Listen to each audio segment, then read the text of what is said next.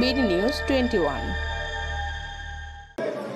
ঠিক 5ই আগস্টের একদিন পরে বেগম জিয়াকে হাসপাতালে দেখতে যাওয়ার সুযোগ আমার হলো এবং সেখানে ডক্টর জাহিদ সাহেবের বদান্যতায় দীর্ঘ সময় একান্ত সাক্ষাতে ওনার সঙ্গে কথা বলার সুযোগ হলো।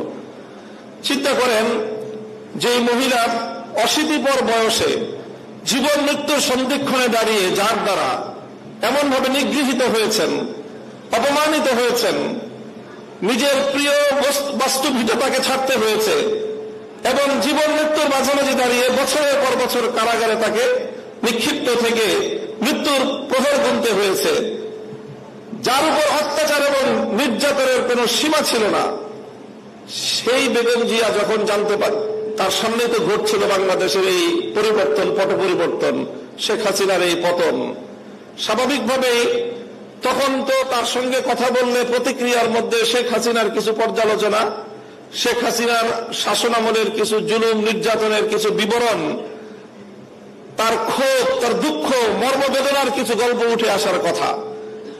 আমি বিস্ময়াভিভূত হলাম। তার সঙ্গে প্রায় আধা ঘন্টার মতো আমার কথা হলো। তিনি আধা ঘন্টার মধ্যে একবারও শেখ হাসিনার নাম উচ্চারণ করেননি। তিনি পূর্ণ সময়টা দুটি কথা বলেছেন। একটা হলো আমার মরহুম বাবা শাইখুল হাদিস সাহেবের সঙ্গে তার রাজনীতির কিছু স্মৃতিচারণ তিনি করলেন এবং আমাকে সেজন্য অভিনন্দন জানালেন।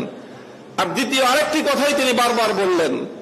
তিনি বললেন যে আপনাদের কথা মানুষ শুনে, আপনারা মানুষকে গিয়ে বলেন, দেশের জনগণকে গিয়ে বলেন, কেউ যেন দেশের সম্পদ নষ্ট না করে।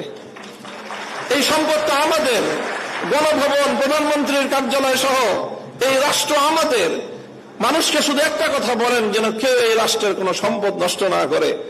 আমি অভিভূত হলাম যে এই পরিস্থিতিতে একজন মানুষ, তার কিন্তু নিজের অতীত জীবনের দুঃখ কষ্ট নিয়ে কোনো ইতিহাস তার মনে নেই। তার শুধু মনে দেশপ্রেম, মানুষের ভালোবাসা, দেশের সম্পদের ভালোবাসা, দেশটা যেন এগিয়ে যেতে পারে।